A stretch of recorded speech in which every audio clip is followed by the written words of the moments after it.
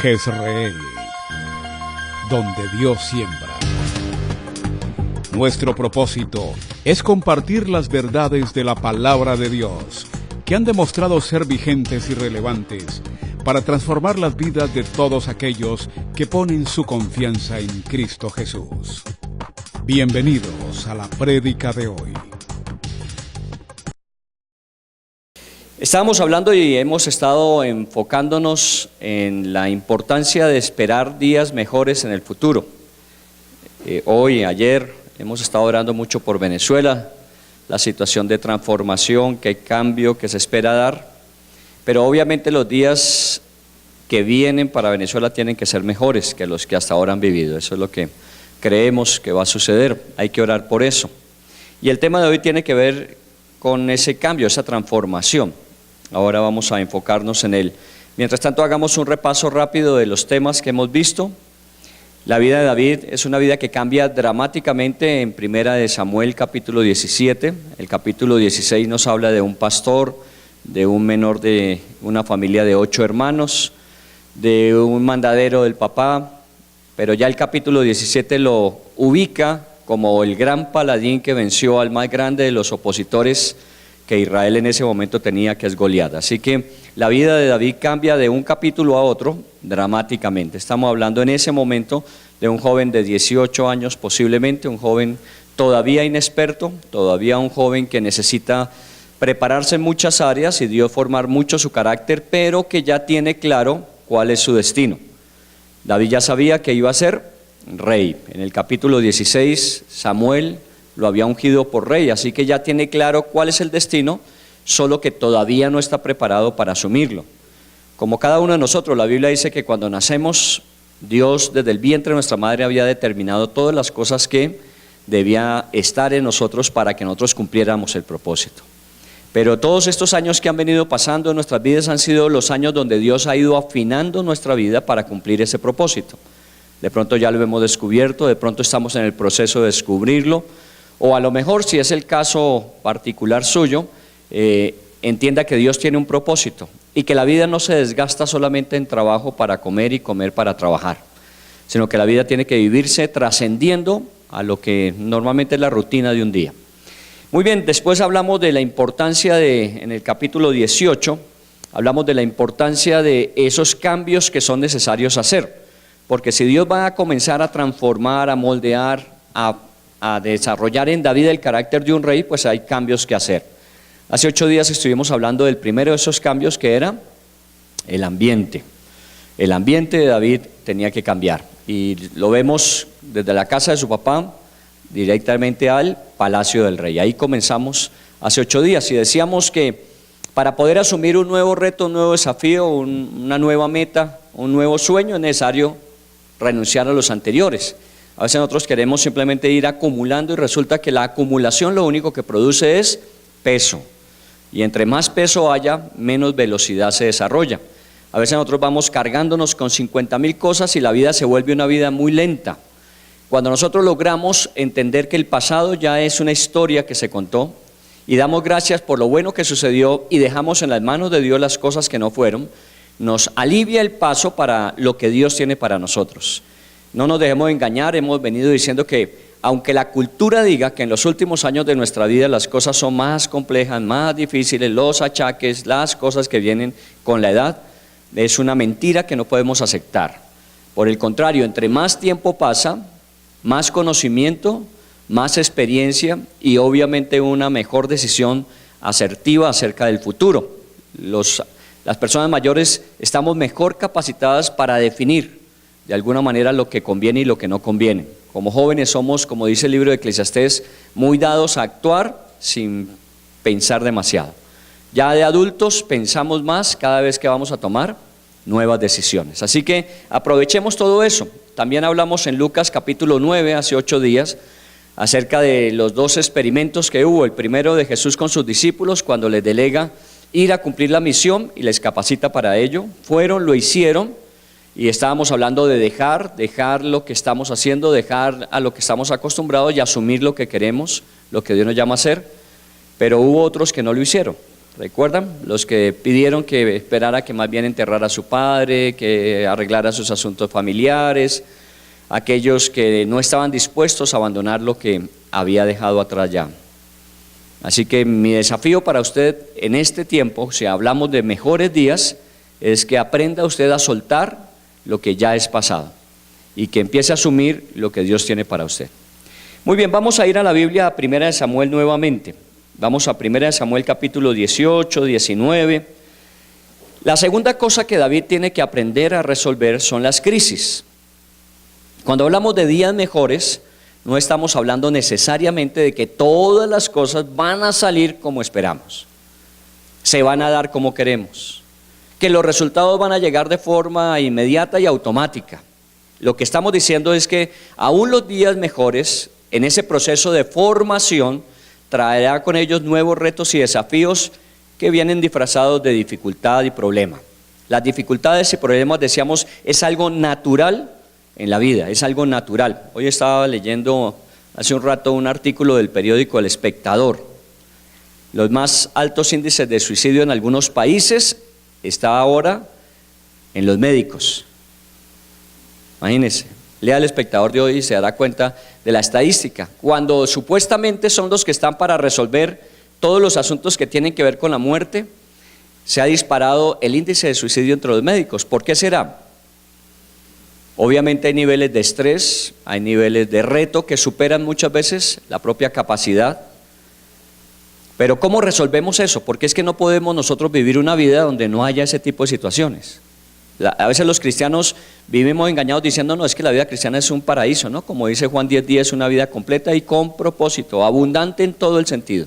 No, incluye eso, pero el proceso formativo para llegar a eso son las dificultades, son los problemas, son los retos. ¿Cómo resolvemos en la vida los problemas y los retos? Voy a retomar entonces en el capítulo 18. Todo iba bien en el capítulo 18. Mire el versículo 12 del capítulo 18. Si usted tiene su Biblia, si no, la próxima vez tráigala, si no, abra su dispositivo y si no, acúchese con el que está más cerca que tenga. Cualquiera de esos mecanismos puede servir. 1 Samuel 18, 12. Mas Saúl estaba temeroso de David, por cuanto Jehová estaba con él y se había apartado de Saúl. Por lo cual Saúl lo alejó de sí y le hizo jefe de 1000, y salía y entraba delante del pueblo. Y David se conducía prudentemente en todos sus asuntos, y Jehová estaba con él. Y viendo Saúl que se portaba tan prudentemente, tenía temor de él. Mas todo Israel y Judá amaba a David, porque él salía y entraba delante de ellos. Aquí estamos hablando de ese momento de transformación y cambio, y todo se da como uno quisiera. Hay dos veces el énfasis está en Jehová estaba con él, y eso es lo más importante en la vida. Si Dios está con uno, ¿quién contra nosotros, no?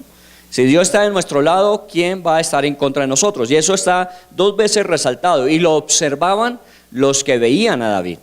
No era David el que decía que Dios estaba con él, sino los que estaban cerca de él, viendo cómo procedía David y cómo Dios daba resultados a su actuar, decían, Dios está con él.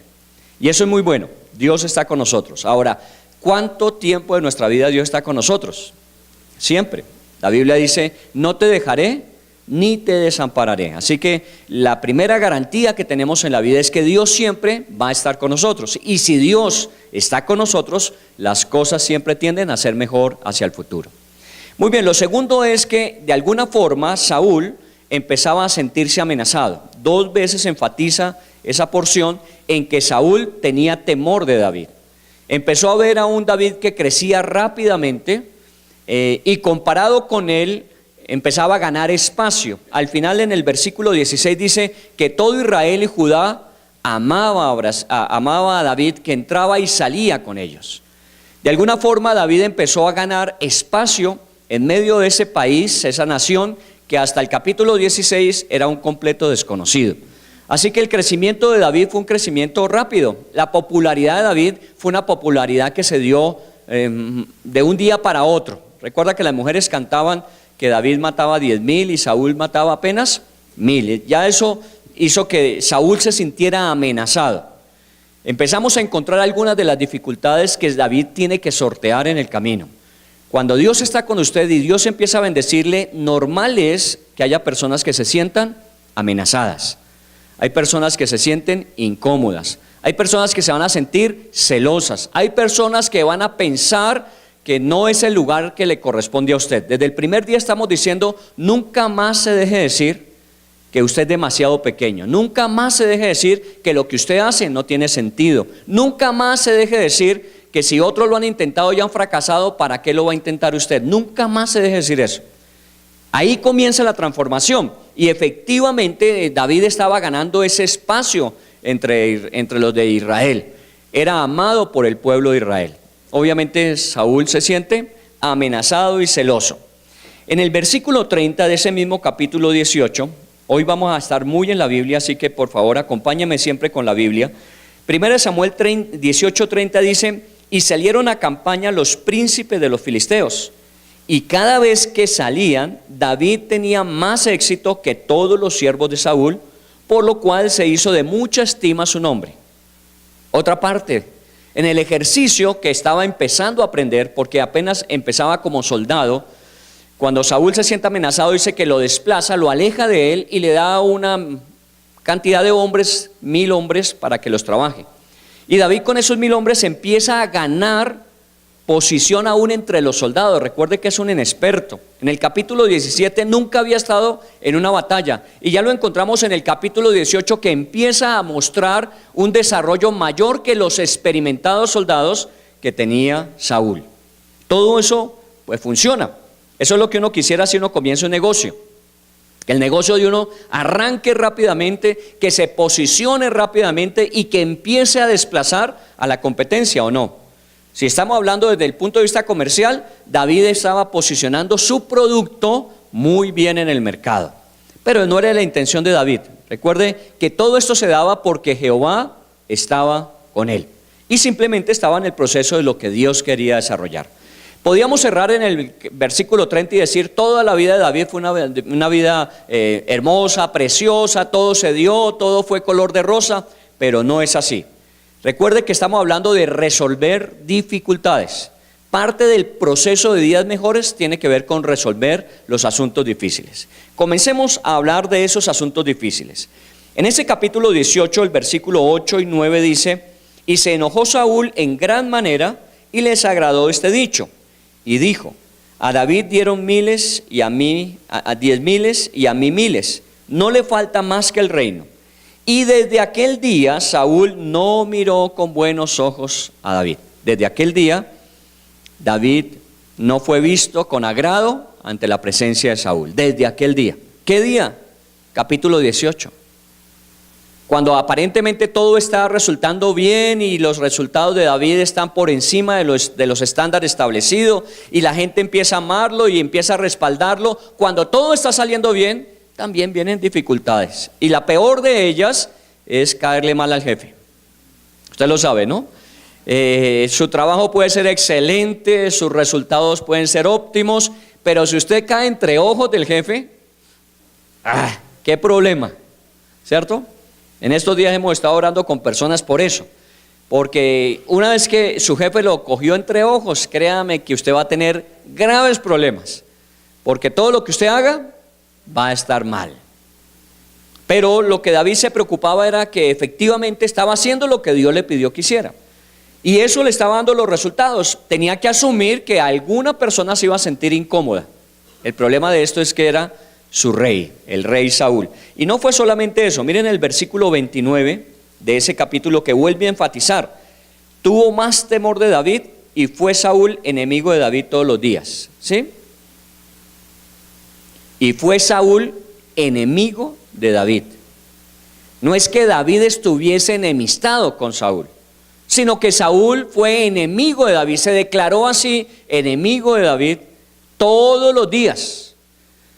Para aquellos que oran por el cambio de jefe, de pronto le va a tocar asumir el versículo 29. Que mientras usted esté ahí, ese jefe estará ahí.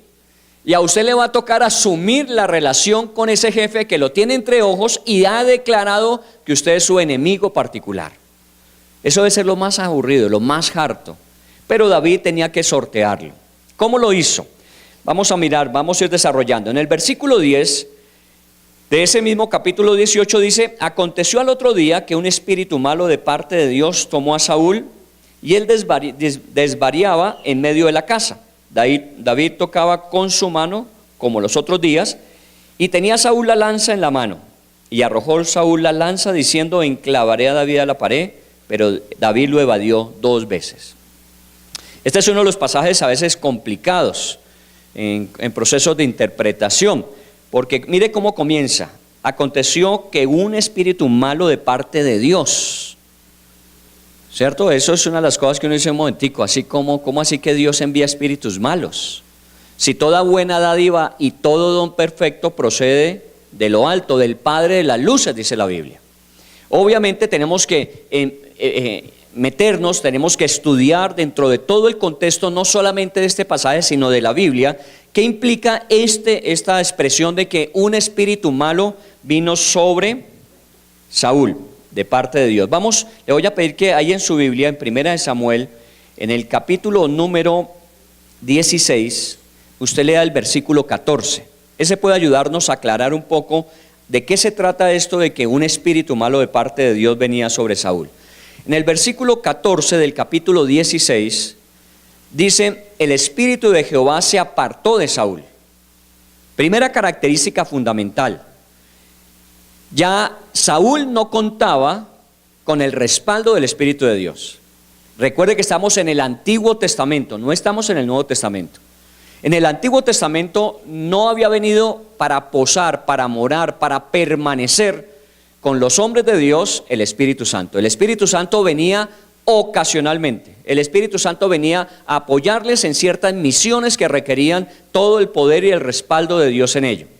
Así que a Saúl, cuando Dios lo nombró el primer rey de Israel, le envió el Espíritu Santo para que lo apoyara. Pero Saúl, como muchas veces uno suele hacer, quiso apoyarse más en su propia prudencia, quiso apoyarse más en su experiencia, quiso apoyarse más en su conocimiento, quiso apoyarse más en su habilidad.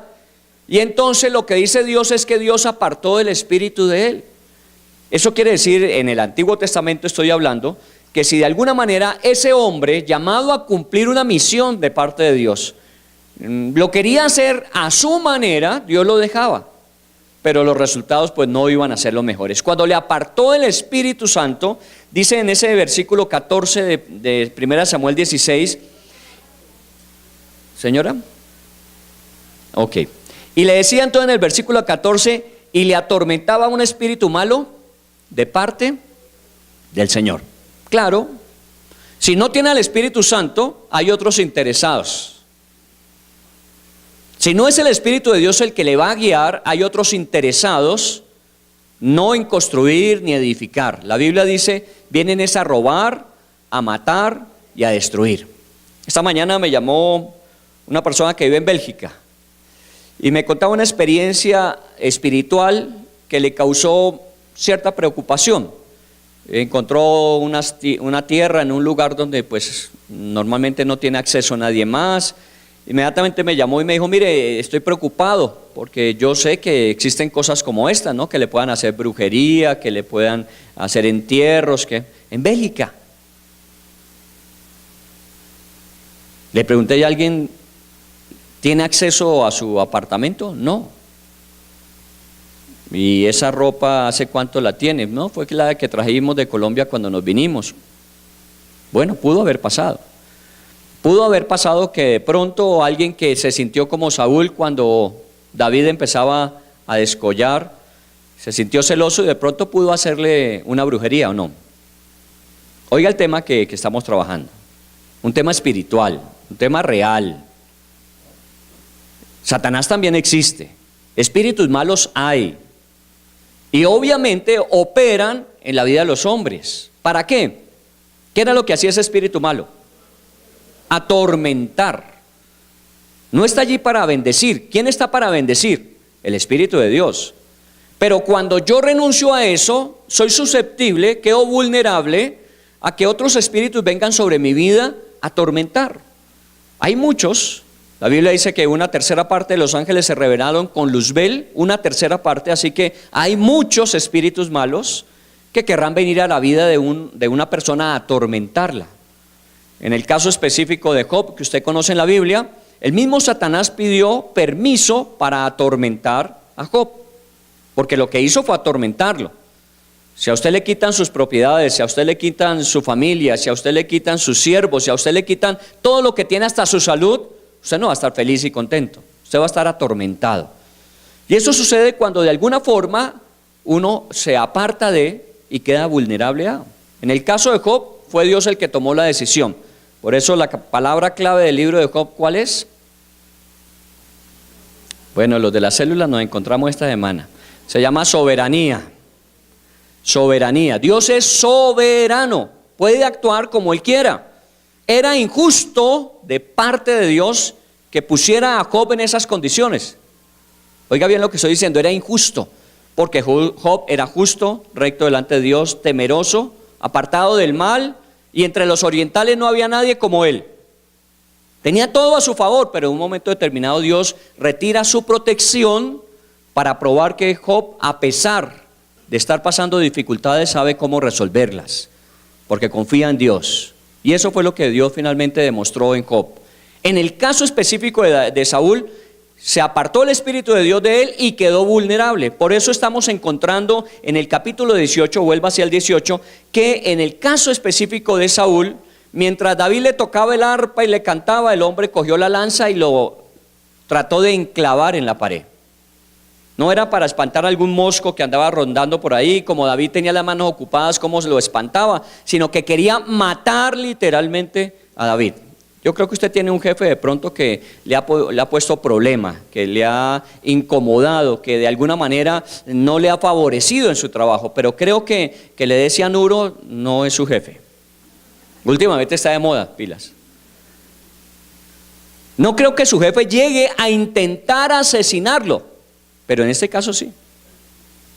Y en ese tormento en el que vivía, oiga bien la palabra, tormento en el que vivía Saúl, intentó matar a David, y no fue una sino 2 veces. 2 veces intentó hacerlo. ¿Cómo resuelve David ese problema? ¿Cómo David enfrenta esa dificultad? Bueno, todavía téngalo ahí, que no es lo último. En el capítulo 18, del versículo 22 al 27, encontramos otro intento. Capítulo 18, si usted está ahí en la Biblia, del 22 al 27. Mandó Saúl a sus siervos a hablar en secreto a David, diciéndole: he aquí el rey te ama. ¿Qué tal si así no lo ama? ¿Qué tal? Y todos sus siervos te quieren bien. Sé pues yerno del rey. Imagínense el ofrecimiento que se le hace.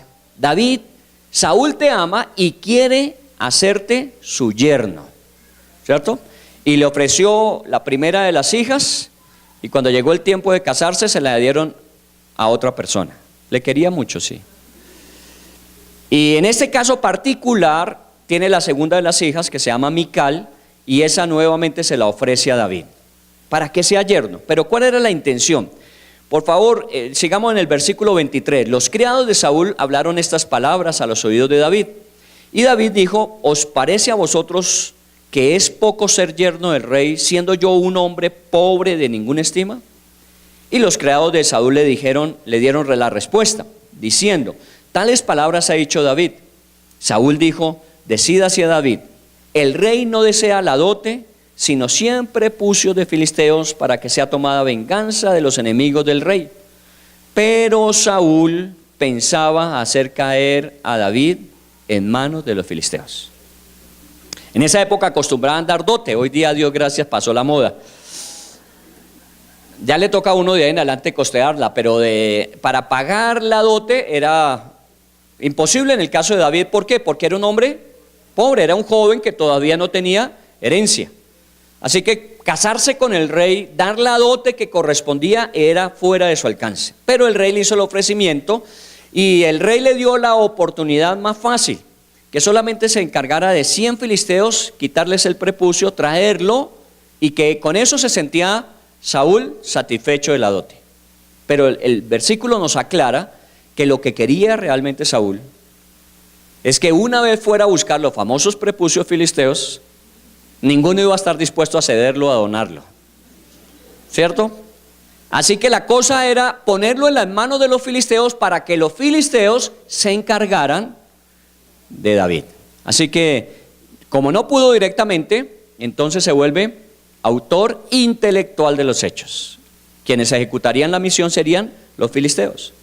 Y lo interesante del pasaje es que David cumplió la tarea antes del término de tiempo que le había establecido Saúl, y no con 100, sino con 200 prepucios de filisteos. Ahora, imagínense entonces lo que eso implicaba, porque ninguno de los filisteos le iba a decir yo se los dono, ¿cierto? Primero tenía que acabar con los filisteos y después sí tomar el botín, porque no creo que lo tomara teniéndolos vivos. Pero lo hizo. David salía y cumplía sus misiones, y las cumplía más allá de lo que le pedían, ¿cierto? Si con coger 100 filisteos y tomar de ellos para traerle a Saúl lo preciado, lo que él pedía, 200 implica un mayor ejercicio de valentía, un mayor esfuerzo y obviamente un más alto compromiso. Él estaba haciendo lo que le correspondía, y como Dios estaba con él, Dios lo libró. ¿Qué le tocó a Saúl hacer? Entregarle a Mical su hija como esposa. Así que David se volvió yerno del rey. Recuerde que el capítulo 16 era un completo desconocido. Ya en el capítulo 18 es yerno del rey. Las cosas cambian y las cosas mejoran, pero no es fácil. Vean el capítulo 19. Como no pudo con los filisteos, en el capítulo 19, en el versículo 1 dice: habló Saúl a Jonatán su hijo y a todos sus siervos para que matasen a David. No lo hizo directamente, no pudo. No lo hizo a través de los filisteos. Ahora iba a usar a los cercanos. Recuerde que Jonatán ya había hecho un pacto con David. Una amistad profunda había generado entre ellos. Y le pide a su hijo y le pide a sus siervos que vayan y maten a David. La intención de Saúl no es una muy buena intención, es una intención pésima, y persevera en ella. De otra persona uno entendería, bueno, Dios lo está librando a este hombre, así que lo mejor es guardar distancia realmente. Eso lo había hecho, pero no dejaba de pensar en David. Y efectivamente Dios también lo libra. Miren el versículo 11 de ese capítulo 19. Saúl envió luego mensajeros a casa de David para que lo vigilasen y lo matasen a la mañana. La orden estaba dada y los sicarios estaban a la puerta de la casa de David para que cuando saliera en la mañana inmediatamente lo iban a justiciar. ¿Qué sucedió esa noche? Que su propia esposa Mical lo ayudó a huir por una ventana. Caso Bolívar en el palacio. Salió por una ventana y se escapó esa noche. Y obviamente Saúl se molesta con su propia hija de cómo le ayudó a su enemigo a escapar, y ella le dice: no, es que me amenazó de muerte y entonces me tocó dejarlo que se fuera. Pero de alguna manera Mical ayudó a que David huyera de ese intento de asesinato. Así que encontramos a un hombre que, a pesar de que Dios lo está bendiciendo y empieza a tomar un nombre en medio de Israel, tiene el beneplácito del pueblo, tiene mejores resultados militares, está en la cúspide, eso no implica que no tenga dificultades, y serias dificultades. Y mire, si usted quiere seguir en el capítulo 19, versículo 18, ¿cuál es la primera palabra en el capítulo 19, 18? Huyó. Oiga bien esa palabra, huyó, 19, 18. Por favor, vaya al 21. Después David huyó. Váyase usted al 21, 10. Levantándose David aquel día, huyó. 22, 1. Yéndose luego David de allí, huyó. Palabra que empieza a repetirse de ahí en adelante en la vida de David. ¿Cuál es? Huir, le toca huir. Perfectamente, pues si mata a 200 filisteos no va a poder acabar con Saúl.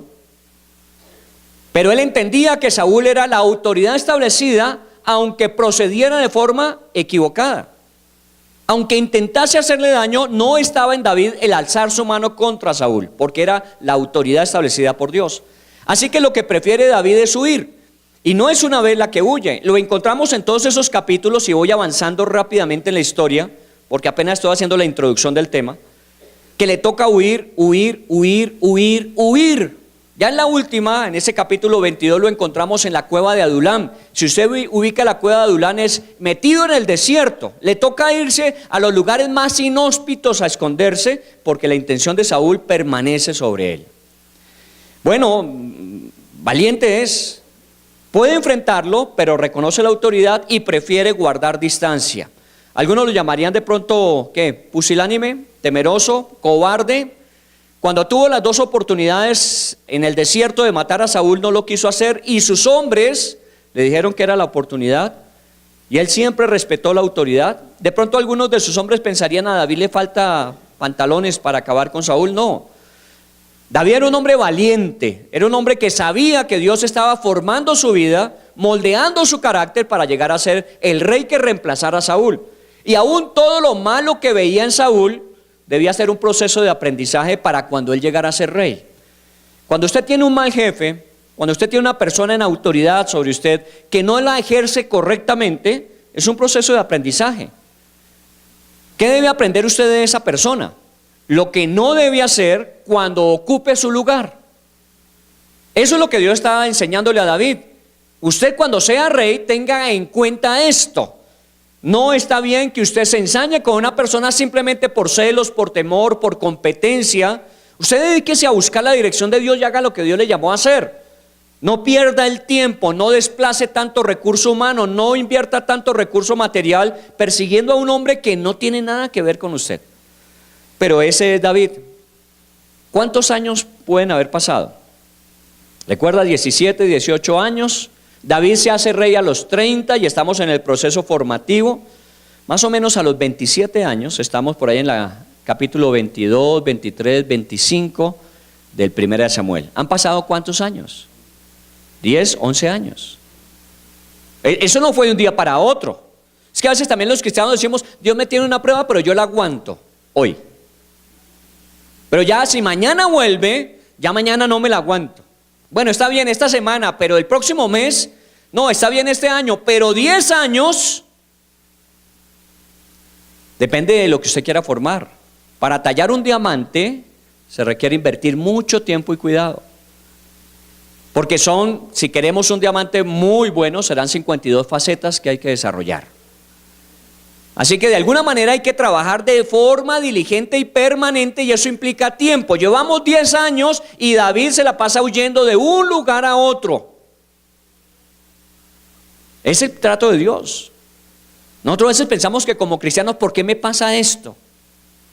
Más bien pregunte: ¿para qué Dios permite que le pase eso? ¿Qué está moldeando Dios en su vida? ¿Qué está formando Dios en usted? Si días mejores vienen, y si en esos días mejores va a escalar, va a posicionarse donde Dios quiere que esté, ¿qué es lo que Dios está moldeando ahora en su vida? En algunos casos es paciencia. En algunos casos es más bien templanza. Porque David pudo haber matado, pero se guardó. Dominio propio.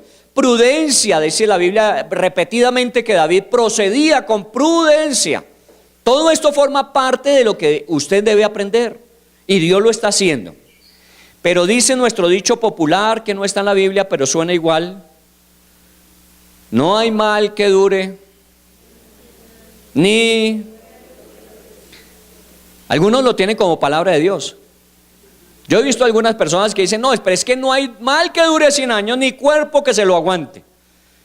¿Eso qué implica? Que de alguna manera tenemos una capacidad de resistencia, pero también hay un límite en la resistencia. Y a veces aguantamos y resistimos y perseveramos y luchamos y creemos, y pasa el tiempo y nada sucede, nada cambia. ¿Cuáles mejores días? ¿Qué mejores momentos van a venir? Todo lo que vemos es más complejo y más difícil. Y entonces ahí es cuando empezamos a decir: pero es que no hay cuerpo que se lo aguante. Y entonces empezamos a cambiar nuestra estructura mental. Recuerden que lo que la Biblia nos dice que tenemos que tener cuidado es la estructura mental, lo que pensamos. Y lo que tenemos que mantener claro en nuestra mente es que Dios sabe lo que hace. Y Dios sabe lo que está tallando en nuestras vidas para el futuro, porque conoce muy bien el futuro de nuestras vidas. Así que hay que seguir perseverando en eso, pero de pronto uno empieza a pensar que será que Dios se olvidó de uno, que Dios se equivocó, que Dios no está haciendo las cosas correctas. No, tranquilo y tranquila, Dios sabe lo que está haciendo. Puede que le tome tiempo desarrollarlo, pero sabe lo que está haciendo. Cuando uno cae en eso de pensar que no hay cuerpo que lo aguante, entonces empieza uno a tomar una alternativa diferente. Y quiero meterme en el capítulo 27. Por favor, ubíquese en el capítulo 27 de Primera de Samuel. Voy a comenzar el tema. Primera de Samuel 27. Ya esto es la antesala, lo que estaba pasando. Buenos días para David, pero a través de un proceso complejo. Y ya venía 10 años en ese proceso, y llega un momento en que, como a cualquiera de nosotros nos puede pasar, nos cansamos. Empezamos a pensar que no se aguanta 100 años el mismo problema uno. Que uno puede huir una vez, 2 veces, 5 veces, 10 veces, pero 11 ya no aguanta.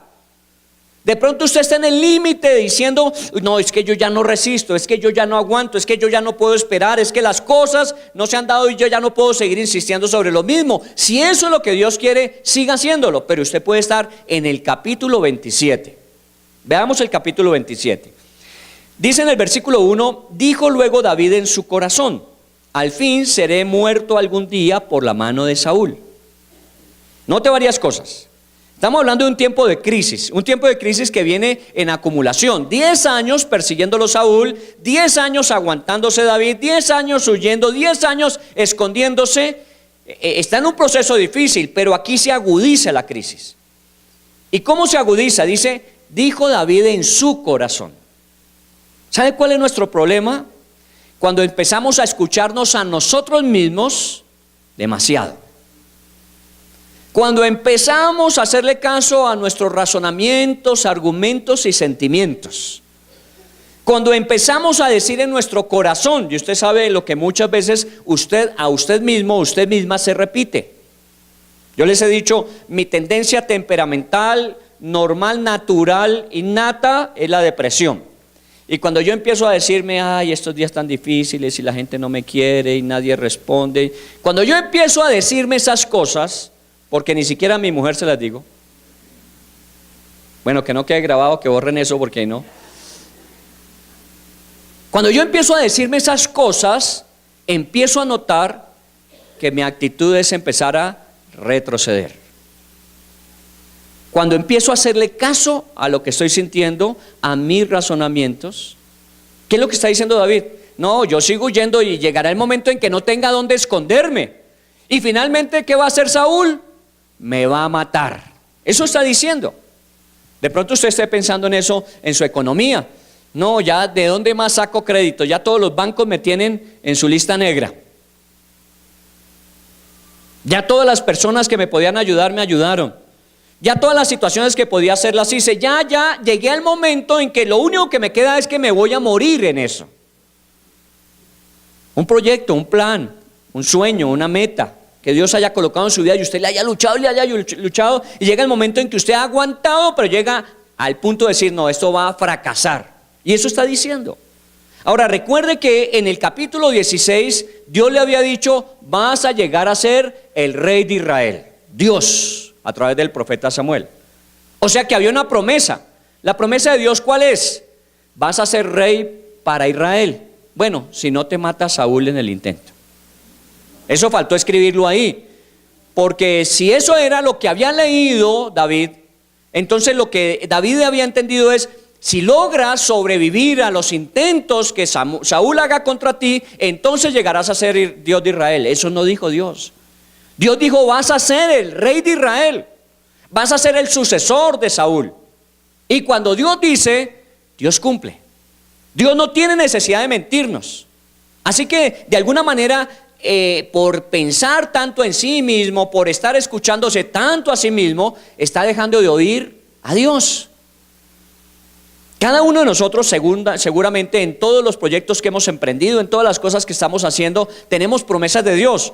Una de las características de un cristiano diligente es que normalmente su Biblia está llena de fechas, no las que vienen con la Biblia, sino de las que en un momento determinado Dios le habló a uno y uno coloca la fecha. Dios me dijo esto en este día. Bueno, si Dios se lo dijo y si usted sabe que Dios le ha hablado a su corazón, esa promesa se va a cumplir. Aunque muchas veces se encuentre usted huyendo y llegue a pensar que Saúl lo va a matar. Pero Dios es un Dios que sus promesas las cumple. Así que empezó David con un problema, a pensar demasiado en sí mismo. Miren el versículo, nada, dice en el versículo 1, nada por tanto me será mejor que fugarme a la tierra de los filisteos para que Saúl no se ocupe de mí y no me ande buscando más por todo el territorio de Israel. Así escaparé de su mano. Él empieza a pensar y en sus pensamientos diciendo, no, yo me voy a morir, yo no voy a sobrevivir a esto, obviamente empieza a usar sus propios recursos. Si tengo que sobrevivir, yo tengo que huir. Lo he hecho durante todo el tiempo en Israel, pero es que me persigue por todas partes. Entonces, ¿a dónde me tengo que ir? Más allá de Israel. Y los que quedaban sus vecinos cercanos eran los filisteos. Y recuerde que en el capítulo 17 la victoria de David fue sobre el mayor de los filisteos. Así que los filisteos no son sus amigos o aliados. Pero David empieza a razonar en su interior diciendo, bueno, se justifica que yo me vaya a vivir con mis enemigos. Porque si mis amigos me tratan como tal, pues vivir entre los enemigos al menos uno ya sabe qué esperar de ellos. ¿No le ha pasado? Que a veces uno dice, bueno, si de las personas que uno espera, recibe lo que recibe, pues obviamente entonces más bien trabajemos con los de afuera que uno sabe que también lo van a hacer. Pero por lo menos uno lo sabe. Y empezó a darle justificación. El razonamiento siempre trae justificación. ¿Cuál es el razonamiento? Saúl me va a matar. Ya no hay lugar donde esconderme. En Israel ya no existe un lugar donde Saúl no me caiga. El razonamiento entonces es, tengo que huir y meterme en tierra filistea. Eso fue lo que se dijo en su corazón. Por favor, haga un paréntesis ahí y pásese al capítulo 23 un segundo, sin dejar el 27. Pásese al capítulo 23 en el versículo 1 y 2. ¿Qué acostumbraba a hacer David normalmente en situaciones de crisis, en situaciones de dificultad? ¿Qué era lo que normalmente hacía David? Mire el 23, 1 y 2. Dieron aviso a David diciendo, he aquí que los filisteos combaten a Keila y roban las eras. Y David consultó a Jehová diciendo, ¿iré a atacar a estos filisteos? Y Jehová respondió a David, ve, ataca a los filisteos y libra a Keila. ¿Qué nota usted ahí? ¿Está hablando David consigo mismo? No. David tiene un problema, los filisteos se están metiendo, están robándose la tierra de Israel. Y entonces él va y pregunta a Dios, ¿debo ir a defender la ciudad de Keila? Le pregunta a Dios, le consulta a Dios. Le pide a Dios que le muestre si eso es lo que tiene que hacer. Pero en el caso del versículo 1 del capítulo 27, no se ve para nada que él consulte a Dios. Él simplemente está pensando y a la luz de su razonamiento está tomando decisiones. Y a veces nos pasa y sucede que en algunos momentos hemos consultado a Dios pidiendo dirección y pidiendo que Dios nos muestre si debemos o no debemos hacer. Pero hay momentos en nuestras vidas cuando la crisis se agudiza que empezamos a pensar, ¿y para qué consulto a Dios? Más bien yo voy a tomar decisiones por mí mismo. Y eso es lo que está pasando en el capítulo 27. De alguna manera Dios se queda a un lado y David empieza a ser su autoconsejero. Yo siempre he dicho que miren, los que tienen tendencias depresivas o aquellos que tienen dificultades, la soledad es su peor aliado. Y el razonamiento y la argumentación su peor enemigo. Hay personas que dicen, no, yo no he vuelto a la iglesia porque es que tengo tantos problemas. ¡Pilas! Pilas, porque se está aislando y cuando usted empieza a aislarse, empieza a alejarse de la voz de aquel que le puede alentar, ayudar, y empieza usted a razonar y empieza a darle a sus razones decisiones equivocadas. David no tenía por qué irse entre los filisteos. Dios lo había llamado para que fuera defensor de Israel, no para ser aliado de sus enemigos, pero pues él tomó la decisión y arrancó para protegerse a sí mismo. ¿Quién nos protege a nosotros? Cuando hablaba de esta situación en Bélgica, le decía, sí, eso puede ser posible. Alguna persona pudo intentar hacerle daño y a lo mejor le hizo un entierro entre la ropa, o quién sabe, eso puede pasar o no. Yo creo en esas cosas que existen, pero yo creo que Dios que está en nosotros es mayor que el que está en el mundo. Yo creo que Isaías tiene razón cuando dice, ninguna arma forjada contra ti prosperará, porque el que se levante contra ti lo hará sin mí y delante de ti caerá. Eso creo yo. Yo no soy persona que desconozca que Satanás tiene intento de hacerle daño a uno. Pero lo que sí sé claramente, y en eso me apoyo, es que Dios es mi defensor, Dios es mi protector, Dios es mi guardador. Así que en lugar de estar pensando lo que el enemigo está haciendo, yo tengo que estar pensando es, ¿qué espera Dios que yo haga? ¿Cómo espera Dios que yo asuma? Pero en ese caso David no consultó con Dios y empezó a tomar decisiones. Nada, por tanto, me será mejor, dijo de sí mismo. A lo mejor nos volvemos no solamente nuestros propios consejeros, sino sabios y entendidos en nosotros mismos. Nada me será mejor. O sea, lo que usted piensa siempre será mejor que lo que Dios puede llegar a opinar. Porque si de pronto le preguntara a Dios, David, diciéndole, Señor, ¿qué va a pasar? Y Saúl, ¿y a dónde me voy a esconder? ¿Qué le diría a Dios? Tranquilo, aguante que todavía le quedan unos pocos años. Recuerde que fueron 12 años de trato y ya llevamos más o menos 10, 11 años. O sea, ya le faltaba poco. A lo mejor David tenía que oír de Dios diciéndole, aguante un poquito más que me falta una de las 52. He pulido 51, me falta una más en tu vida. Pero aguanta. Y a veces no queremos escuchar eso. Preferimos escuchar que a nosotros nos parece mejor actuar de determinada manera. Muy bien, comienza entonces la decisión de David. ¿Qué hizo? Dice en el versículo 4, y vino a Saúl la nueva de que David había huido a Gad y no lo buscó. ¿Sí dice así? El versículo 4 del capítulo 27. ¿Sí? Vino a Saúl la nueva de que David había huido a Gad. ¿Sí dice ahí? ¿Sí? O sea que ¿qué? Resultó la decisión de David fue correcta. Pues si se quería quitar de encima a Saúl su persecución, tomó la decisión de meterse entre los enemigos y ya la Biblia dice aquí que Saúl se enteró de que había huido y dejó de buscarlo. Usted a veces experimenta que en su propio consejo, prudencia, en su sabiduría tomó decisiones y como que las cosas se dieron. Y usted empieza a decir, tenía razón. Y uno empieza a considerar que a veces yo tengo más razón que Dios, porque le pareció mejor a David que... Y a veces uno empieza a tomar decisiones a la luz de eso. Que yo ya me las conozco, yo ya sé cómo es la cosa, yo ya sé qué decir, yo ya. Y ese puede ser peligro, aunque aparentemente las circunstancias estuviesen a favor. Pero miren todo lo que va a suceder en la vida de David con esta decisión. En el versículo 2, el problema no solamente es con David, estoy otra vez en el capítulo 27. En el versículo 2 dice, se levantó pues David con los 600 hombres que tenía consigo, y se pasó a Aquis, hijo de Maoc, el rey de Gad. ¿De dónde era Goliat? ¿De qué ciudad? De Gad. Oiga, escuche por favor. ¿Sabe a dónde se fue a vivir David? A donde el rey de cuya ciudad había salido, Goliat. Debía quererlo mucho, pues. Pero en su razonamiento, allá fue a parar, a la ciudad de Gad, en Aquis. Y moró David con Aquis en Gad, él y sus hombres, cada uno de su familia. David con sus 2 mujeres, Ahinoam, jezreelita, que hace rato no viene por aquí, y Abigail, la que le fue mujer de Nabal en el Carmel. ¿Sabe cuál es el problema?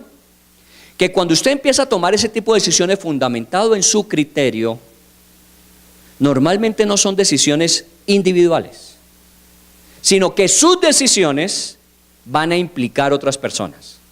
En el caso de los que somos casados, cualquier decisión que tomemos siempre va a terminar o beneficiando o afectando a los hijos.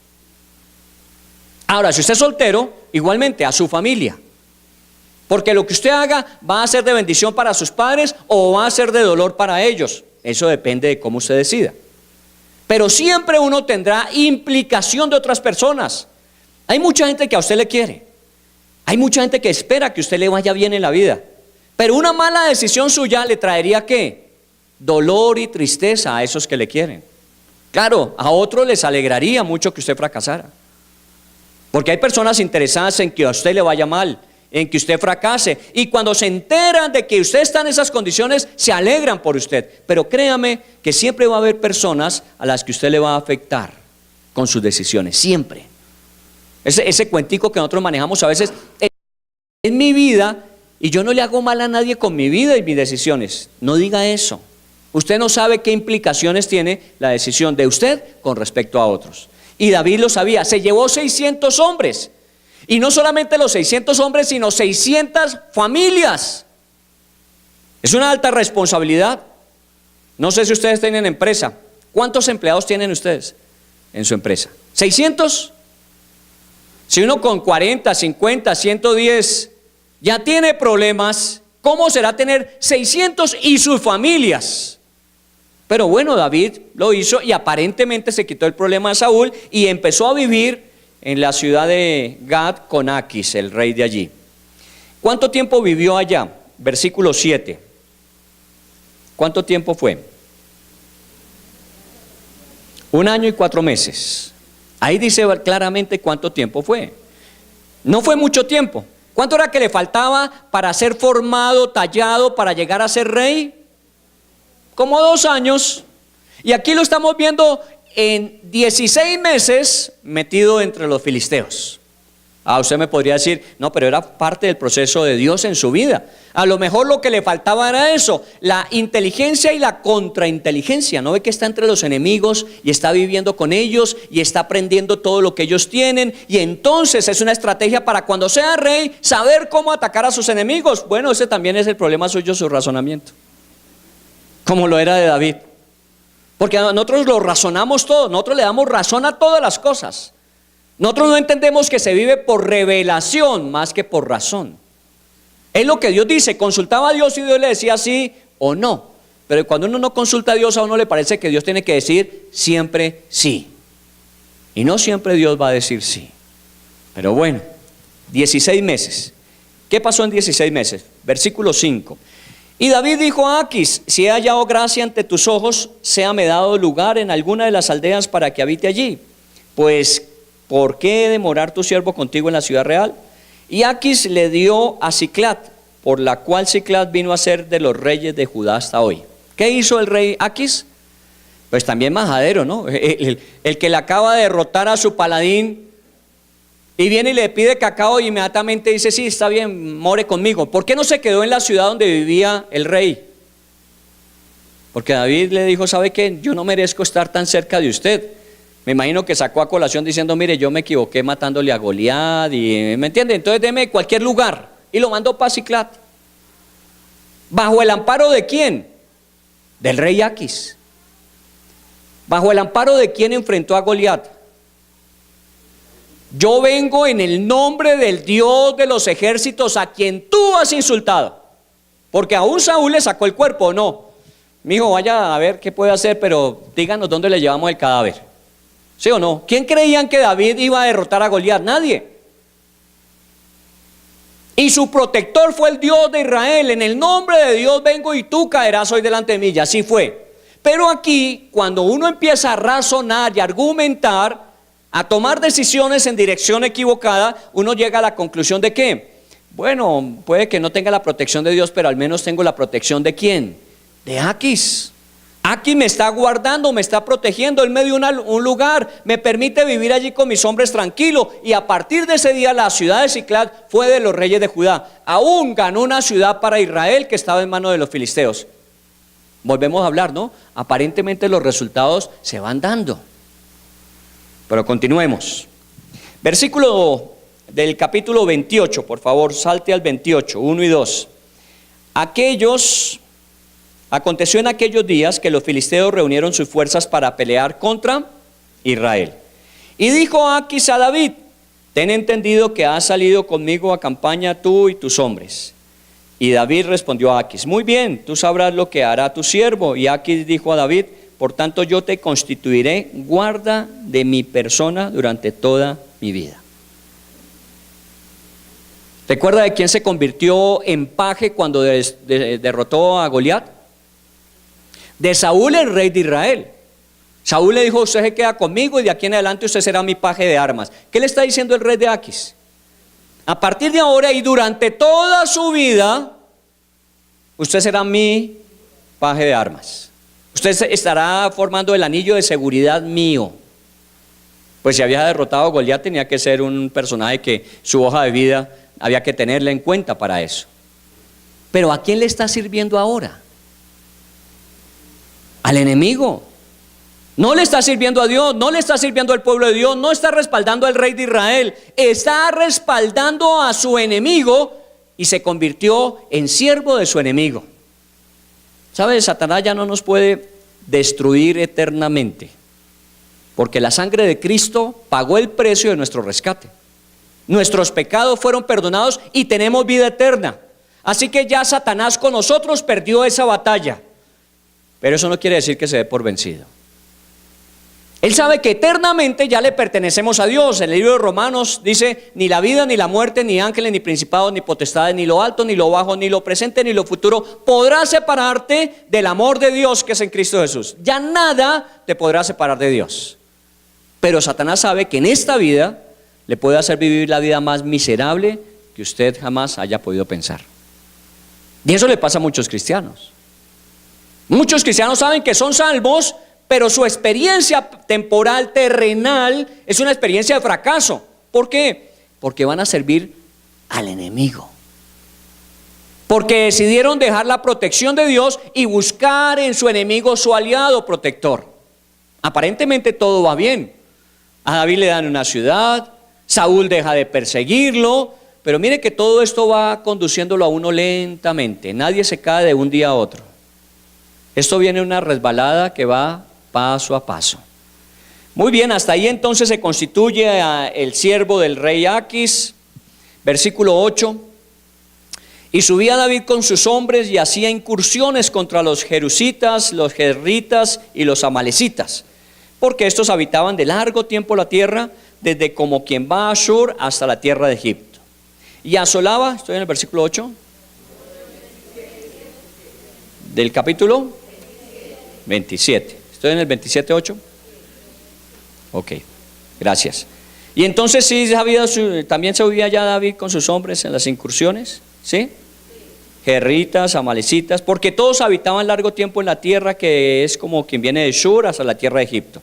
Y asolaba David el país y no dejaba con vida hombre ni mujer, y se llevaba las ovejas, las vacas, los asnos, los camellos, las ropas, y regresaba a Aquis. Y decía Aquis: ¿dónde habéis merodeado hoy? Y David decía: en el Negev de Judá, y el Negev de Jerameel, y en el Negev de los Eneos. Ni hombre ni mujer dejaba David con vida para que viniesen a Gad diciendo: no sea que den aviso de nosotros y digan: esto hizo David, y esta fue su costumbre todo el tiempo que moró en la tierra de los filisteos. ¿Qué nota usted? Sencillo, una doble vida. Empieza a tener una doble vida. Va a incursiona contra los enemigos de Israel, claro, todos estos pueblos usted los mira, son enemigos de Israel. Y va y toma y los mata. ¿Y sabe qué llega a hacer? Ni siquiera a tomar posesión y a quitarles botín, sino a extinguirlos a todos. No dejaba a nadie con vida. ¿Por qué? Porque obviamente alguien podía ir y decirle a Aquis en lo que andaba David. Y que entonces si David seguía protegiendo a Israel de esa manera, en cualquier momento también los filisteos eran su enemigo potencial. Así que David empieza a vivir una doble vida. Cuando uno empieza a apartarse del Señor, a seguir su propio consejo, uno empieza a vivir dobles vidas. Y tenga cuidado. Nosotros hablamos en este país de la doble moral. Y una de las cosas que más nos angustia es la corrupción de la doble moral. Que decimos una cosa, pero por debajo de la mesa estamos haciendo otra. Perdón, ¿eso es de quién? ¿El cartel de la toga? Nosotros, no, es que es increíble, ¿no? Que hayamos llegado a ese extremo, que la máxima autoridad en justicia de esta nación haya caído tan bajo. Pues tranquilo, no se preocupe que de pronto nosotros estamos viviendo igual. Una doble moral. Una vida vivimos y otra aparentamos. Somos cristianos en la iglesia, pero fuera de la iglesia nos comportamos como si no lo fuéramos. Nosotros somos cristianos para los problemas, pero para los negocios no lo somos. Y empezamos a hacer como a nosotros mejor nos parece. Y obviamente no puede dejar usted testigos, porque en cualquier momento lo pueden hacer quedar muy mal. Y es una doble vida. Y no me diga que uno con una doble vida vive tranquilo. Cuando usted debe algo, el dicho dice que usted teme. El que nada debe, nada teme. Yo siempre les he contado la historia en la 13 con 64 más o menos, donde están todos los almacenes de eléctricos. Una vez comprando unas lámparas para la iglesia ahí, se parquea el camión del ejército allá al frente, se bajan los hombres y en el almacén donde yo estaba, todo el mundo empieza a correr. Yo pensé que esto era un atentado o una invasión, alguna cosa. Todo el mundo empieza a correr.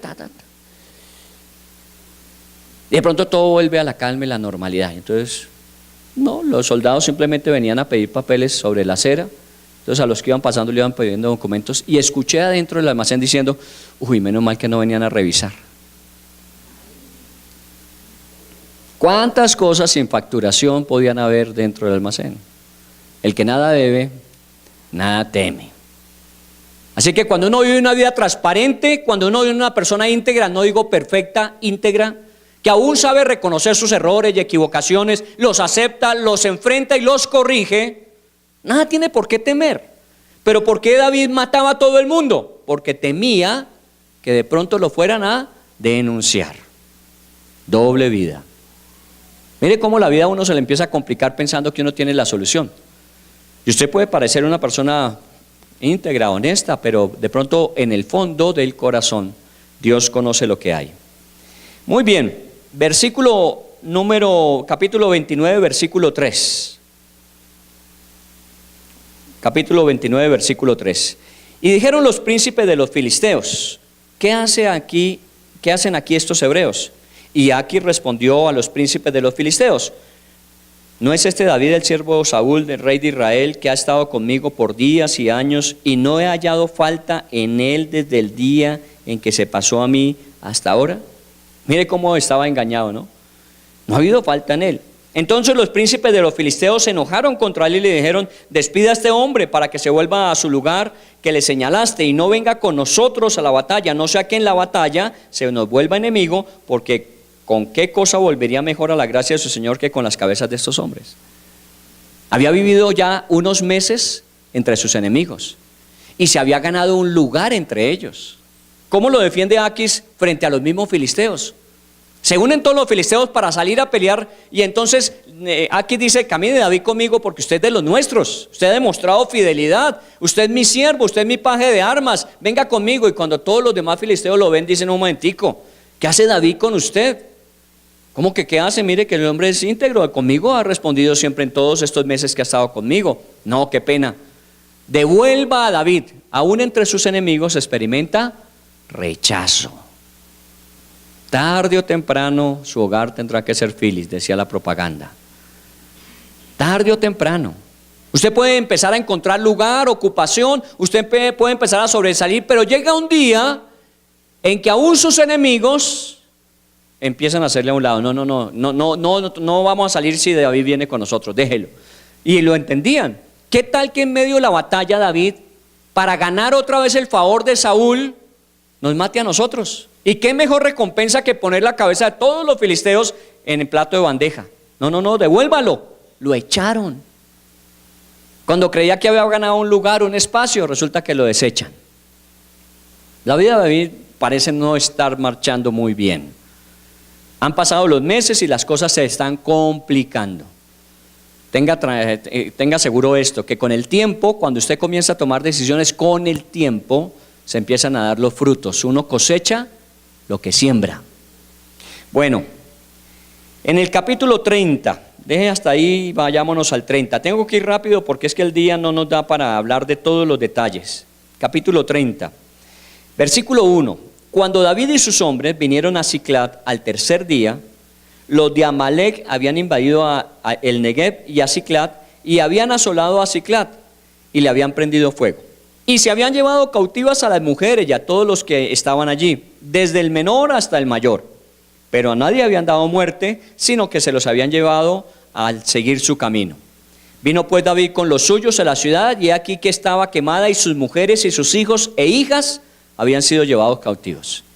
Oiga bien, salió con los filisteos a ir a la batalla. Eso le tomó 3 días entre ir y volver. Cuando lo echan, ya de regreso a su ciudad, Siclag, la que le había dado a Aquis, la protegida por Aquis, resulta que había sido invadida y sus familias y sus bienes habían sido llevados cautivos. No era lo que David quería, no era lo que David esperaba, no era lo que David anhelaba, pero ahí están los resultados de decisiones que uno toma y con el tiempo empiezan a dar sus frutos. Todo por lo que había trabajado, las personas con las que había estado, todas esas estaban ahora en manos de sus enemigos. La ciudad quemada. ¿Qué tenía David? 16 meses atrás estaba igual, ¿o no? 16 meses atrás estaba huyendo en el desierto. ¿Qué tenía David en el desierto? Nada, le tocaba huir con lo que tenía puesto. ¿Con qué está ahora David ahí? Ni siquiera con la familia, porque se la llevaron. Bueno, se vuelve inmanejable la situación. Versículo 4. Entonces David y la gente que con él estaban alzaron su voz y lloraron hasta que les faltaron las fuerzas para llorar. Imagínense, ¿quiénes eran los que regresaron y no encontraron a nadie? ¿Quiénes? Los soldados, los guerreros, los valientes, los que se iban a la batalla y regresan y no encuentran nada y se ponen a chillar hasta que se les acabaron las fuerzas. Si usted fuera un guerrero, usted fuera un soldado, usted fuera un valiente, encuentra que la ciudad ha sido asolada, encuentra que se han llevado a su familia y usted dice, bueno, a ver, ¿cómo solucionamos esto? Pero no, estos se tiraron a la pena, a llorar hasta que se le acabaron las fuerzas. No sé si usted haya llorado algún día hasta que se le acaben las fuerzas. Pero ¿sabe que eso raya con depresión, desilusión, con frustración? Así se están sintiendo. Y son los valientes. ¿Qué diríamos de los que no lo son? Son los prepotentes, son los que ganan las batallas. Si así se comportan ellos, ¿qué esperaríamos de los que no son tan grandes y poderosos? Bueno, en el versículo 5, las dos mujeres de David, Ahinoam jezreelita y Abigail, la que fue mujer de Nabal, el del Carmel, también eran cautivas. Así que la familia de David también estaba comprometida. Y dice el 6, y David se angustió mucho. ¿Cómo estaba David? Angustiado. ¿Se da cuenta? Aparentemente al principio estaba tranquilo, estaba ganando posición, estaba ganando reconocimiento, de pronto empieza a sentirse rechazado y ahora está angustiado y frustrado. ¿Por qué está angustiado? Dice, porque el pueblo hablaba de apedrearlo. Aún sus hombres le dieron la espalda. El pueblo, ¿cuál pueblo? El pueblo estaba quemado. La gente que estaba en el pueblo se la habían llevado. ¿Cuáles son los que están ahí que habían llorado hasta que no tenían fuerzas y estaban pensando en matar a David? Sus propios hombres, los fieles, los leales. Si usted se acuerda de esos hombres, la Biblia los llama los valientes de David. Pero están tan llevados del bulto que ahora lo único que piensan es matemos a David. Él es el responsable. Recuerda cuando dijimos se fue David y se llevó 600 hombres con sus familias. No fue la decisión individual, única, sola. Unió en su decisión un mundo de gente y mire las consecuencias. Y está pagando por lo que hizo. Y obviamente todo el mundo dice ¿quién es el culpable? David. Y entonces matemos a David. Dice al final, pues todo el pueblo estaba en amargura de alma, cada uno por sus hijos y por sus hijas. Dígame si valía la pena esos 16 meses entre los filisteos. No valía la pena. En estos días con las células hemos estado estudiando, como les decía, el panorama de la Biblia, y esta semana, el miércoles, hubo una lección para mí que me llegó al alma. Estábamos estudiando con los tiempos completos, directores de las sedes de Bogotá. Los miércoles lo hacemos en la mañana y uno de ellos compartió Números 26, que es un pasaje que venimos estudiando, y en Números 26, Números, el libro de Números es censo, y en el libro de Números 26 dijo que los que habían salido de Egipto hacia la tierra prometida eran 23,000 los que habían salido. Y cuando encontramos en Números los que iban a entrar a la tierra prometida eran 21,000. O sea que habían mermado. ¿Y sabe cuántos años habían pasado entre salir, primer censo 23, llegar, segundo censo 21? ¿Sabe cuántos años habían pasado? 40 años en el desierto. 40 años. Y el pueblo de Israel, en lugar de crecer, decreció en 40 años. Usted me dirá, pues desierto. ¿Cuál desierto? ¿Estaban en hotel de 5 estrellas o no? calefacción constante en la noche, una columna de fuego, aire acondicionado en el día, una nube que les protegía del sol, comida servida todo el tiempo, maná, agua cuando les hacía falta, Dios les daba agua de la roca o convertía los pozos amargos en agua dulce. El calzado nunca se envejeció, el vestido nunca se rompió. Así que dígame si es que las condiciones del desierto eran tan pésimas que el pueblo se mermó en 40 años. Mentiras. ¿Sabe cuál fue el problema de Israel en el desierto? Su pecado, su rebeldía, el actuar conforme a ellos les parecía. Y cuando uno hace eso, estanca su vida y su crecimiento. En 40 años no crecieron. Yo les decía, hice la prueba, cogí a mi familia hace 40 años, devolví mi historia hace 40 años. Hace 40 años yo estaba en mi casa paterna, mi papá, mi mamá, 6 hermanos, éramos 8. Y me puse a hacer la cuenta de los 40 años que han pasado. Y entonces tomé a cada uno de mis hermanos, sus matrimonios, sus hijos, el mío incluyendo, soy el tercero de 6, así que todo está el panorama. ¿Sabe cuánta gente somos hoy día? Descendientes de esos 2, mi papá y mi mamá, somos 68 personas. ¿Sabe cuánto hemos crecido? Si éramos 8 y somos 68 hoy día, ¿cuántas veces? Y no hemos sido tan buenos. Mi papá se fue 20 años de la casa, fracaso económico. 4 de mis hermanos son separados y vueltos a casar. No hemos sido tan buenos. No hemos sido tan buenos. Y Dios nos ha bendecido. ¿Sabe por qué? Porque sin ser tan buenos, lidiamos con el pecado de nuestras vidas. No lo escondemos, no lo ocultamos. El que quiera que le cuente algún día mis pecados, pídame cita. Porque a veces, no, es que seguramente no peca. Somos comunes y corrientes, tenemos la misma materia prima. Somos iguales, solo que hemos aprendido a lidiar con nosotros mismos, a lidiar con nuestro pecado, a lidiar con nuestras situaciones de crisis. En lugar de alejarnos para buscar la manera de protegernos a nosotros mismos, hemos venido siempre a la presencia de Dios. Ayúdanos, restáuranos, y Dios lo ha hecho. Y aquí estamos viendo que a David no le había ido nada bien. Al contrario, todo lo que tenía después de 16 meses lo había perdido. Le quedaban los hombres que habían salido con él a la guerra y querían matarlo. No me diga que eso es una buena vida. Cerremos ahí, oremos y demos gracias a Dios por la historia. Sí, algunos felices ya iban a cerrar. Todavía no me ha acabado, que le voy a dejar a usted metido en el lío.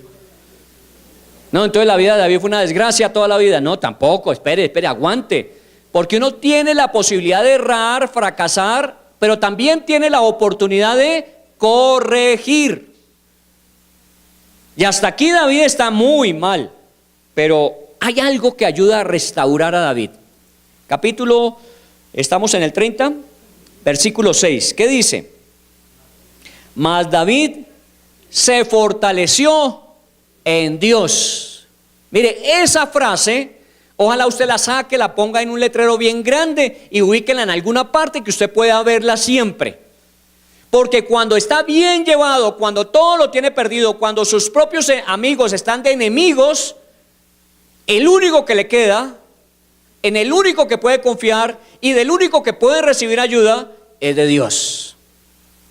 Y se fortaleció en Dios. ¿En dónde más? Aquis, los filisteos, sus amigos, su familia no existe. Así que lo único que le queda es Dios, fortalecido en Dios. Y esa es la respuesta a todo problema, a toda crisis y a la forma de enfrentar toda dificultad en la vida. Cuando uno busca a Dios para fortalecerse en Él, aunque todo parece perdido, aunque ha sido resultado de nuestros propios errores. Porque no estamos diciendo que es que a David se le vino esto encima porque era bueno. No, tomó malas decisiones y le costaron caro esas malas decisiones, pero aún en ellas volvió su rostro a Dios y lo buscó para fortalecerse. Miren, nunca es demasiado tarde. Aún hemos cometido errores, hemos cometido equivocaciones, hemos cosechado lo que sembramos, pero si nos volvemos al Señor, hay opción y posibilidad. Y mírelo, se fortaleció en Dios. Versículo 7. Y dijo David al sacerdote Abiatar, hijo de Ahimelech: yo te ruego que me acerques el efod. Y Abiatar acercó el efod a David. Y David consultó a Jehová diciendo: ¿perseguiré a estos merodeadores? ¿Los podré alcanzar? Recuerda el capítulo 16, versículo 14. Porque entre el 18 y el 16 hay una gran diferencia. Aquí no consultó a Dios y se vino, allá había consultado a Dios y entendió que lo que le había hecho falta es haber consultado a Dios. Y llamó al sacerdote y le dijo: vístase como tal. Por eso el efod era el vestido del sacerdote, donde estaba él investido de la autoridad de Dios para darle dirección. Y le pregunta: ¿he de ir a alcanzarlos? ¿He de ir a recuperarlos? Y el versículo dice: y él les dijo: síguelos, porque ciertamente los alcanzarás y de cierto librarás a los cautivos. Se fortaleció en Dios y volvió a consultar a Dios. Se fortaleció y volvió a consultar a Dios. No sé qué episodio está usted viviendo, porque puede ser esto: usted siempre pensó que vendrían días mejores, usted le creyó a Dios, se lanzó y de pronto hubo decisiones en medio del proceso que nos equivocamos y traemos consecuencias de eso, pero ¿la historia termina ahí? No, la historia no termina ahí. Vuélvase al Señor, fortalezcase en Él y pregúntele: Señor, ¿qué día será ahora? ¿Voy a tomar o de aquí en adelante seremos viudos lo que nos queda el resto de nuestra vida? No, vaya. Recuerde que quedó muy claro ahí escrito cuando habían venido a tomar a Siclag, dice: y no mataron a ni uno solo, sino todos se lo llevaron cautivos. ¿Quién estaba detrás de eso protegiendo? ¿Recuerda David? Cuando invadía las ciudades, ¿quién quedaba vivo? Nadie. Pero en el caso que cuando atacan la familia de David, ¿qué hace Dios? No deja que ni uno solo de los suyos sean tocados. ¿Se da cuenta la diferencia? Y es que no eran amigos de David, eran los enemigos. Y pudieron haber acabado con todo lo que David tenía, pero Dios no permitió que mataran a uno solo. Así que podía ir a recuperar todo lo que había perdido. Muy bien, pidió permiso a Dios, Dios se lo autorizó. Y váyase al versículo 18 de ese capítulo. Dice: y libró David todo lo que los amalecitas habían tomado. Y así libertó David a sus 2 mujeres. Y no les faltó cosa alguna, chica ni grande, así de hijos como de hijas, del robo y de todas las cosas que les habían tomado, todo lo recuperó David. ¿Qué le quitaron? Nada. Dios no permitió que nada de lo que le había dado, aún a pesar de sus errores y equivocaciones, se los quitara. ¿Pero por qué? Porque se volvió a Dios, se fortaleció en Dios, empezó nuevamente a consultar a Dios. Y Dios le devolvió todo lo que le habían quitado. Yo esto tengo que decirles a muchos de ustedes que los conozco y que sé que han perseverado en la fe y le han creído al Señor, y muchas veces el enemigo ha venido y les ha quitado. Y entonces a veces nosotros pensamos: ¿sí ve? ¿De qué nos sirvió confiar en el Señor? ¿De qué nos sirvió ser honestos? ¿De qué nos sirvió ser limpios? ¿De qué nos sirvió? ¿De qué nos sirvió? ¿De qué nos sirvió? Entonces mejor hagámoslo como nosotros pensamos que debe ser hecho. Pero a Dios gracias puedo dar testimonio de que muchos de ustedes han dicho: no, a pesar de todo lo que sea, voy a seguir confiando en el Señor, voy a seguir haciendo las cosas de forma correcta. ¿Y sabe qué hace Dios? Va a devolver todo lo que le quitaron, hombres y bienes. Y todo se le devolvió. No todo. Versículo 20. Tomó también David todas las ovejas y el ganado mayor, y trayéndolo todo delante decían: este es el botín de David. Recuperó lo suyo, y fuera de eso Dios le entrega botín. Botín es la ganancia de una guerra. Así que cuando va y toma a los amalecitas, le quita a los amalecitas todo lo que ellos le habían quitado, y fuera de eso se trae el ganado de los amalecitas. ¿Malo? ¿Le fue mal en el negocio? Salió con ganancia. Y eso es lo que sucede con los hijos de Dios. Por eso cuando me hablaba este hombre de Bélgica, me decía: mire, me está pasando esto. Tranquilo, yo también sé que el enemigo puede hacer daño y está interesado en hacerlo, pero ¿sabe qué? Mayor es el que está en nosotros, con nosotros, por nosotros, que el que está en el mundo. Así que si alguien intenta hacerle daño, intenta de alguna manera robar, quitar, el Señor se encargará. Así que tranquilo, más bien busque a Dios y afiánzese en Él. Envíe pasajes como Efesios capítulo 6, Fortaleceos en el Señor y en el poder de su fuerza y vestidos con la armadura del creyente. Salmo 91, el que habita al abrigo del Altísimo morará bajo la sombra del Omnipotente. Romanos capítulo 8, ¿quién nos separará del amor de Dios? La vida y la muerte, ángeles, principados, potestades, nada nos separará. Así que lo que tenemos que hacer es en el Señor tener nuestra confianza plena. Vendrán días mejores, pero eso no quiere decir que vendrán épocas complejas y difíciles, que hay que saberlas sortear. Y aún en error y equivocación podemos corregir. Conclusiones. Las oposiciones no son oposiciones que uno puede experimentar, no solamente vienen de afuera. No solamente era Saúl. ¿Qué pensó David cuando pasó de los filisteos? Me quité a Saúl de encima. Pero ¿sabe cuál le quedaba? Uno peor que Saúl, él mismo. Su peor enemigo puede ser usted mismo, porque a donde quiera que usted vaya, usted va con usted, ¿o no? Si usted quiere ser terco, testarudo, necio, prepotente, a donde quiera que usted va a ir. Usted le podría decir que se quitó el jefe de encima, que se quitó el lugar de trabajo, que se quitó la ciudad, que se quitó, pero usted va con usted mismo.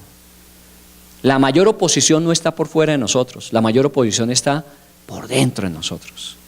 Y es tan fácil caer en eso, dejando al Señor de consultarle, de pedirle dirección y empezar a confiar en nosotros mismos.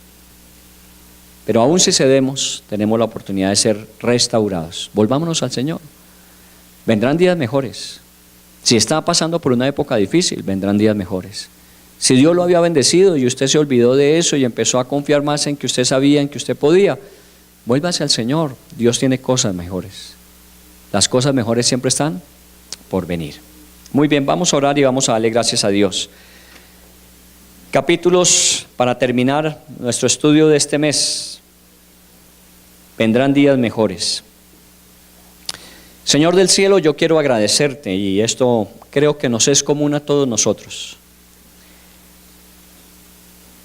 porque has sido un Dios bueno con nosotros, has sido un Dios bueno. No podemos decir que la vida haya sido fácil para nosotros, porque nos conocemos y llevamos algunos mucho tiempo de conocernos, sabemos que la vida no ha sido fácil. Muchas cosas nos han golpeado. Pero algo sí puedo decir, Señor, y es que hemos intentado, nos hemos esforzado, hemos tratado de mantenernos fieles a ti. Ha habido momentos en donde hemos tenido episodios como los de David, que después de haber luchado y habernos esforzado, llegamos a pensar que parece que fue todo en vano, porque las cosas no mejoran, porque las cosas no cambian. La intención de Saúl contra David permaneció por años. Nosotros queremos respuestas de días, de meses, y a veces la formación del carácter toma años. Y efectivamente nos podemos llegar a cansar. Por eso la Biblia dice, no se cansen hasta desmayar. La Biblia no dice que no nos cansemos, dice que no nos cansemos hasta desmayar. El problema es que nos llegamos a cansar y llegamos a desmayar. Puede que usted se sienta cansado y hasta haya pensado desmayar, desistir, dejar de creer, dejar de buscar. Pero la Biblia dice, no te canses hasta desmayar. Persevera. 16 meses, lo que le faltaba a David para que Dios lo pusiera en el trono. Ya habían pasado la mayor parte del tiempo y las mayores dificultades para David, pero a él le pareció mejor, pensó en su corazón, caviló en sus razonamientos. Recuerde que este es uno de nuestros graves enemigos y está por dentro de nosotros. Lógica, razón, argumentación, razonamiento. Nos hablamos a nosotros mismos. Usted sabe que a veces nuestro más peligroso enemigo es nuestro propio diálogo. Y así comenzó este capítulo 27. David diciéndose a sí mismo, yo considero que lo mejor es irme. No voy a seguir la dirección de Dios más. Ni siquiera le voy a preguntar porque seguramente me dice que me espere. Yo no quiero esperar. Seguramente Saúl va a terminar matándome y yo prefiero huir. Es mi mejor opción.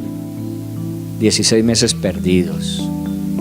Si no es porque al final se vuelve a Dios y reconoce su equivocación y le pide dirección a Dios, hubiesen sido fatales en la vida de David.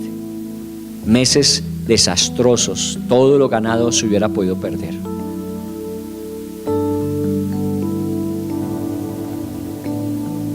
¿Quién es su consejero?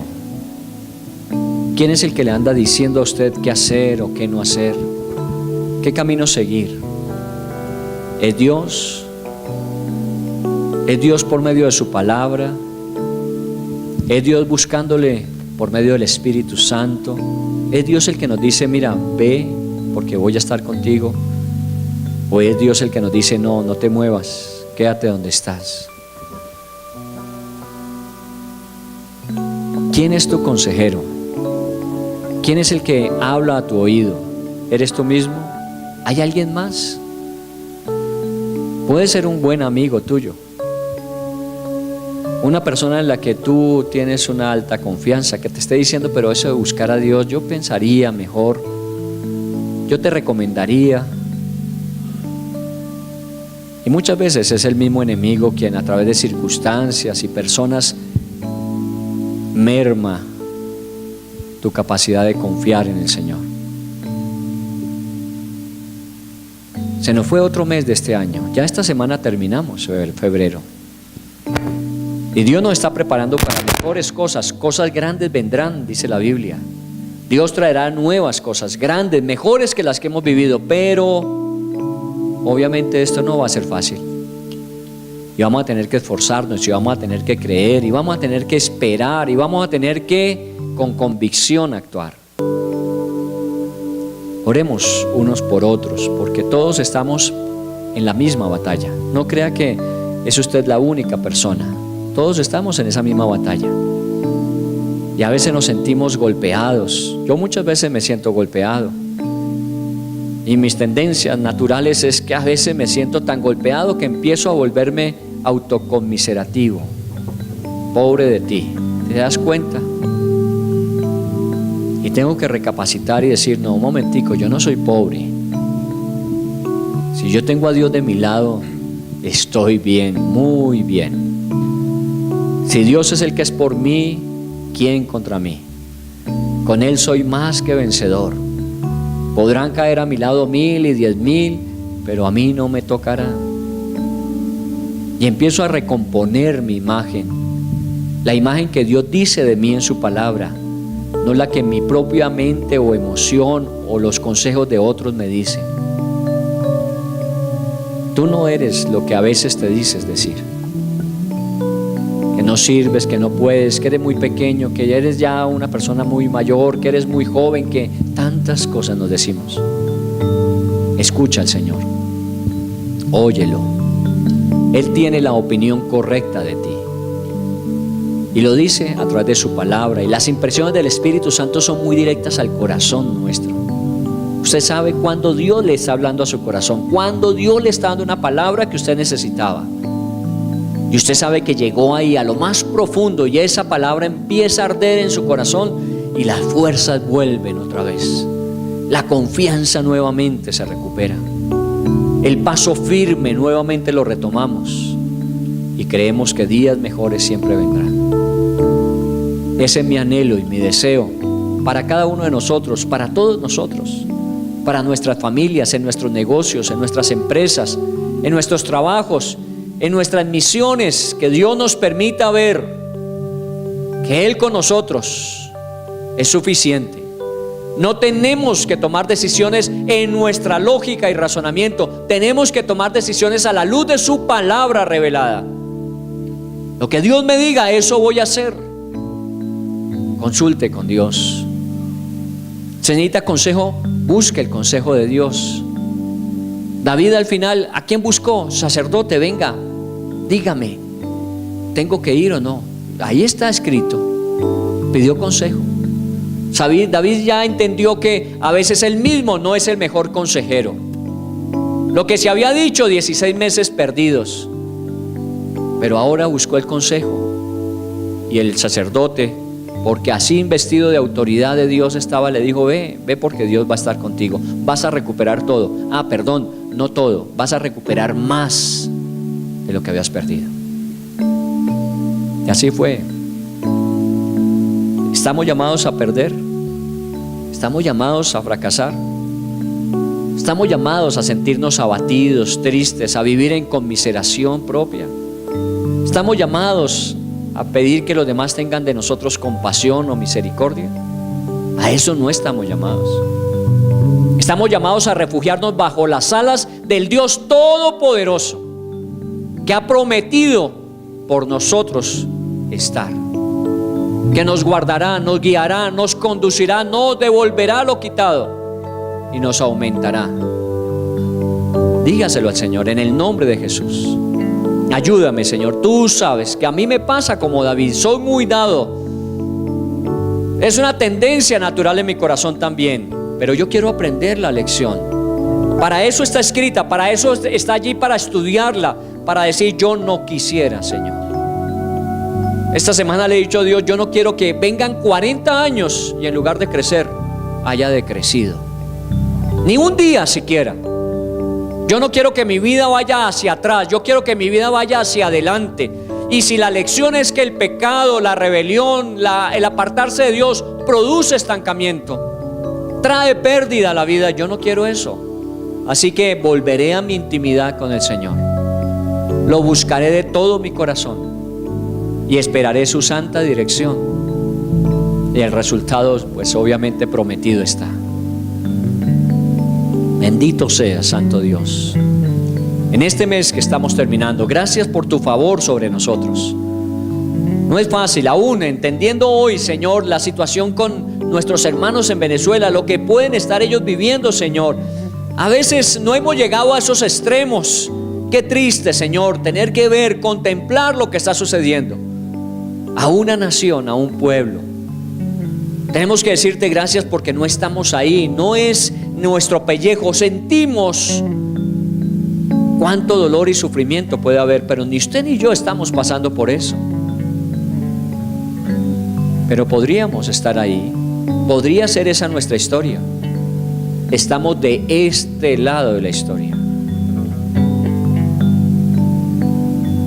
No dejemos que nada ni nadie nos quite lo que Dios nos ha entregado. Nada ni nadie nos podrá quitar lo que Dios nos dio como herencia y posesión.